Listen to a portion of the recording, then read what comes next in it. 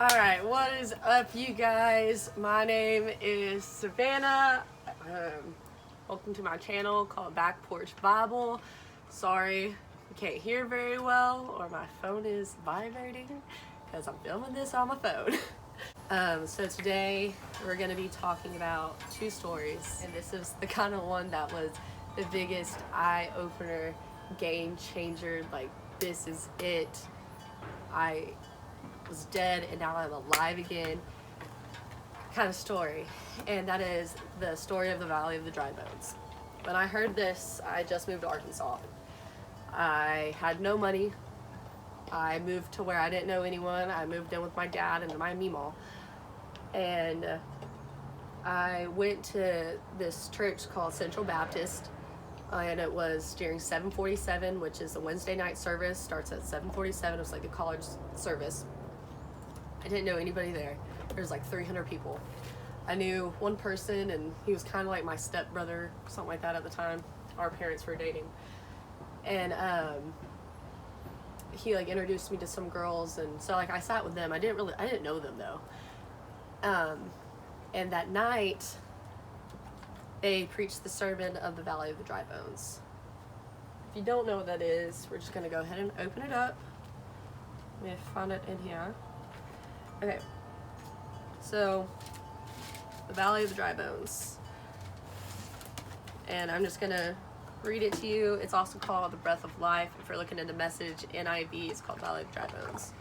This is what it says in the Message. God grabbed me. God's spirits took me up and set me down in the middle of an open plain strewn with bones. He led me around and among them, a lot of bones. There were bones all over the plain, dry bones, bleached by the sun. He said to me, "Son of man, can those bones live?" I said, "Master God, only you know that." He said to me, "Prophecy over these bones. Dry bones, listen to the message of God." God the Master told the dry bones, "Watch this. I'm bringing the breath of life to you, and you'll come to life. I'll attach sinews to you, put meat on your bones, cover you with skin, and breathe life into you. You'll come alive, and you'll realize that I am God." And in that moment, I started bawling my eyes out, because that was me. I was the dry bones. I felt unworthy. I was parched. I felt like I was dead, like nothing in my life was going right. And I started just bawling my eyes out. Because if God can take those dry bones and breathe life back into them, He can take you and all the things that you've done, everything that you've done, all of the bad, all of everything. He can take those and He can wash them away, and He can make you new again. And I was bawling my eyes out when I heard that. I'm going to keep going. I prophesied just as I had been commanded, and as I prophesied, there was sound and rustling. The bones moved and came together, bone to bone. I kept watching them. Sinews formed, the muscles on the bones, the skin stretched over them, but they had no breath in them. So that was me at this point. Like I was being remade again. You can be remade again. Once you just see that God can just take your dead self, and like you have to put in the work. You have to want to change to be able to change. You'll start seeing it.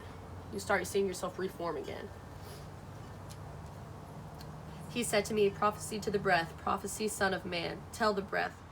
God the Master says, come from the four winds, come breath, breathe on the slain bodies, breathe life." So I prophesied just as He commanded me. Their breath entered them, and they came alive. They stood up on their feet, a huge army. You guys, I don't know if you're getting what that's saying right now, but that's just beautiful. Like, oh my word. So let's just keep going. This is getting great, okay?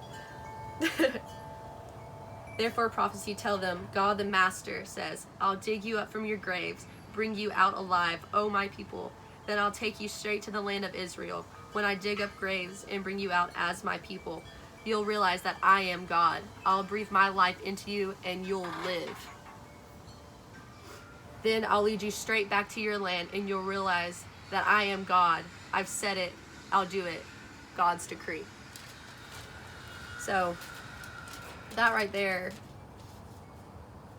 that just shows you that,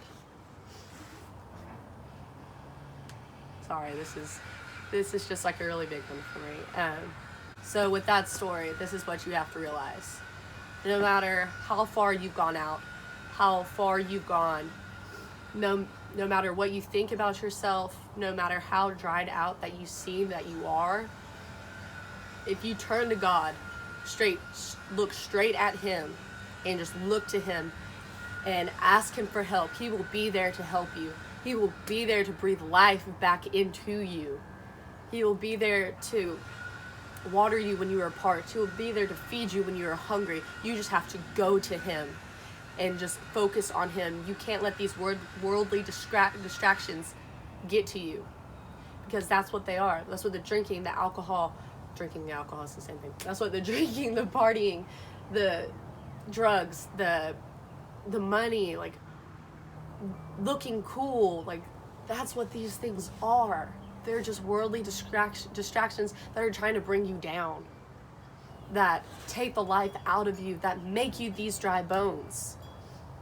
And once you stop focusing on that and focus on him, your life is changed forever, and he will breathe like this new life into you, and everything around you just becomes more positive. It does. It really does. Like once you just stop worrying about all those distractions, stop worrying about all the negatives, your life will improve tremendously, I tell you. So that's the story of the Valley of the Dry Bones. All right, this next one kind of goes hand in hand with it as well. It's the story of the Prodigal Son, or the story of the lost son, however you want to say it. So once again, with the Valley of the Dry Bones, we're talking about how we are dried out and how we think that we are not good enough, and how we've lived this life and like we've lived this sin and we don't think that we are enough. But when we turn to him, we are revived again and we will live a new life. Story of the Prodigal Son, everybody knows the story, okay? If you're not Christian, you don't know the story. But if you're a Christian, forget everything I said about the story. Everything you've heard, everything you don't know it, okay? And for those that don't know the story, well, here it is, and I hope you see that it is as beautiful as you make it to be, and it is one of the best stories in the entire Bible. It is a story of hope. It is a story of light. It is a story of everything. Okay, so we're going to start off reading in the Message again. Okay. Then he said, there was once a man who had 2 sons. The younger said to his father, Father, I want right now what's coming to me. So the father divided the property between them. It wasn't long before the younger son packed his bags and left for a distant country. There, undisciplined and dissipated, he wasted everything he had. After he'd gone through all of his money, there was a bad famine all through the country, and he began to hurt. He signed on with the citizen who assigned him to his fields to stalk the pigs. He was so hungry he would have eaten the corn cobs in the pig slop, but no one would give him any. Okay. So this kind of reminds me of like what I went through. So we're gonna backtrack, and hopefully this makes it a little more like real world to everybody nowadays. So whenever you leave for college, okay, first get out there, you're in this new world, you're like, yeah, I'm an adult, I'm 18, let's live it up, let's party, and you go to college, okay, and your parents give you money, your parents might not give you money, you might just work for all your things, like I did, but, you know, you have no supervision, you can do literally whatever you want to do, okay, literally whatever, no one can tell you no, okay. That's what this kid did. He turned 18. He said, see ya, I'm out. I'm moving. Let's go. Let's say he moved, like 800 miles away from home. Okay. He turned to partying. He let all these worldly things distract him. Okay. And that's what we do in college. That's it. Like, we think that being cool and going to, if you live in Waco, Scruffs or any of like the other bars, like I know in Auburn they have Sky Bar, like going out to all these different bars and everything. And just like living for then, and like, you know, racking up $400 tab on a Saturday night. Okay, that's what this kid was doing. And he was buying all like the cool things. Like he was like, oh yeah, Gucci belt, let me have it. Okay, we want, I don't know, Panda Express every day. Let's go to Panda. I'm paying. Let's go. So that's what he was doing. He was just buying and buying and buying, and he was not focusing on what he needed to be focusing on. Okay? So we're going to keep going. That brought him to his senses. He said, all those farm hands working for my father sit down to 3 meals a day, and I am here starving to death. I'm going back to my father. I'll say to him, Father, I've sinned against you, God. I've sinned against God. I've sinned before you. I don't deserve to be called your son. Take me on as a hired hand. He got right up and he went home to his father. Okay? This is something that I kind of felt. I didn't think that my parents wanted to have anything to do with me, because I had wasted my money. I was living paycheck to paycheck to paycheck, but still going out, and I wasn't saving any kind of money, and I was just not focusing like on school. Like I was just focusing on literally partying and being cool, and trying to be cool. I've never been cool. But I mean, there was times where like I literally had nothing to eat, like anything at all. And I know some of you will get this, like when you have no food on the table and like you don't have money to get any kind of food and sleep is your food, it really sucks. It is terrible. Or you eat literally ice cubes and drink water from the faucet. It's terrible. And I had too much pride and too much ego to go to my mom and ask for help. I was like, no, I want to ask for help because she's going to get mad at me, and I don't want her to be mad at me. And, you know, having to leave and go back to my dad, like, yeah, that was so embarrassing for me, because I'm like, I don't want to do this. Like, he's going to be so mad at me, like, for the choices that I've made. And I'm like, I was so worried about, like, what I had been doing wrong, and not realizing that he still loved me. And like, your father's love for you, God's love for you, is kind of the same as your parents. Like, no matter what you've done, they're still gonna love you. They're still your parents. And I think that's why I was screaming out to God, like, why are you doing this to me? Like, what is happening? I don't understand. And that's kind of like what he's saying right here. Like, he's scared to go back to God, like, because he doesn't want to face the consequences. He's scared of what people are going to say about him. And I think that's what a lot of us struggle with today, is we're scared of what people are going to, like, think about us. Okay, but let's keep going. When he was still a long way off, his father saw him. His heart pounding, he ran out to him, and he embraced him, and he kissed him. The son started his speech, Father, I've sinned against God. I've sinned before you. I don't deserve to be called your son ever again. But the father wasn't listening. He was calling the servants, quick, bring a clean set of clothes and dress him. Put the family ring on his finger and sandals on his feet. Then get the grain-fed heifer and roast it. We're going to feast. We're going to have a wonderful time. My son is here, given up for dead and now alive. Given up for lost and now found. And they began to have a wonderful time. That little verse right there, like, that is absolutely beautiful.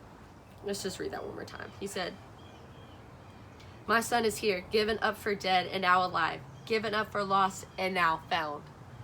That is God's grace for you. That is God's glory for you. That is God's respect for you. That is his everlasting love for you. Because no matter how far that you've gone, just like in the valley of the dry bones, just like that, no matter how parched you seem and how dried out you are, like, he still loves you. And he wants to make you whole again. He wants to breathe life into you again. He wants you to come home, and he wants you to see that, like, hey, I've been here the entire time. Like, don't worry about what other people are thinking about you. Don't worry about what you think of yourself. I love you. You are my child. I will help you. I will be there for you in your darkest hour. And that is what he's saying to you. That is what he's saying in this. He said, I don't care what you've done. I'm glad you're home. Now let's feast. We keep going. All this time his older son was out in the field. When the day's work was done, he came in, and as he approached the house, he heard the music and dancing. Call over one of the houseboys, he asked, "What was going on?" He told him, "Your brother came home. Your father has ordered a feast, barbecued beef, because he has him home safe and sound." The older brother stalked off in an angry sulk and refused to join in. His father came out and he tried to talk to him, but he wouldn't listen. The son said, "Look how many years I've stayed here serving you, never giving you one moment of grief. But you have never thrown me a party for me and my friends. Then the son of yours who has his property and prostitutes come home, you kill the fattened calf for him?" Okay. This is for everybody else. People that haven't, like, struggled as hard as others. But, like, you still go through your struggles, and, like, it wasn't easy. But, like, you didn't quite fall off the deep end as others might have. And, like, you're like, wait, why is this person getting celebrated when they've done all these wrong things, but I've done all these right things? Okay, that's kind of like what that kind of part is. Then his friend responds, "My son," the father said, "you're always with me, and everything I have is yours. But we had to celebrate and be glad because this brother of yours was dead and is alive again. He was lost, and now he is found." So that being said, about how his father said, like, "Hey, I know you've done everything right. I know you have. And your time," he's basically saying, like, your time is going to come whenever it's time to celebrate you. But right now, like, we have to be happy. We have to be glad that this brother of yours, this sister of yours, this relative, this whoever has come home. That yourself has come home to God. And you have to be happy. You can't be jealous of them. Because, you've been here the entire time. You've put in the work. And now you have to show them how to put in that work. And your time will be celebrated. Basically, with everything being said, life is hard. It is. We all face these different kind of struggles every single day. Whether it be drugs, alcohol, sleeping around, partying, or whether it just be, going to school and trying to make those good choices just on a daily basis, and, just trying to like be kind to people and show them that, like, you're living a life for God, and that, Christianity is a beautiful thing, and it's not what a lot of people make it out to be. It's not about judgment. It should never be about judgment, because only God can judge us for what we've done, and he is a very forgiving God. He's a very loving God. No matter what you've done in your past, no matter how far you've gone, no matter how down you seem, like how you seem to doubt yourself, don't worry about that. Don't think about that, because that doesn't matter. All that matters is that you turn to him, you look straight at him, and you say, "I'm here, God. I'm listening. I want to be with you, and I love you, and I'm sorry." And he'll welcome you back with open arms. He will, every single time, no matter be the second time, third time, fourth time, fifth time, sixth time, however many times. But once you make that choice, there's no going back. Yeah, there's gonna be times that you struggle and you fall. Once you see that light, like, you're climbing out of this pit, okay? You're climbing. You might grab onto something that seems steady, and it's not, and you'll fall a little bit, okay? Everybody falls. Everybody makes mistakes. It's okay to make mistakes. It happens. But keep going. Keep climbing. And once you see that light, you're going to keep going faster. You're going to keep going faster. You're just going to keep climbing up and climbing up. And that is the beautiful part of this. He loves you, and he's there waiting for you with open arms, and that he is willing to breathe life back into you, no matter how far gone you seem. So I really hope y'all enjoyed this video, and I'm sorry that I rambled a lot. I'm a rambler. We all know this. If you want to see more videos, just, like, let me know. And if you don't, then, whatever. But hopefully that helped somebody out, like it helped me out. And if you want, we can go deeper into these like subjects, or we can talk about other things. So hope y'all have a great rest of your day. Don't forget to get your iced coffee and sit on your back porch and love your dog. All right, bye y'all.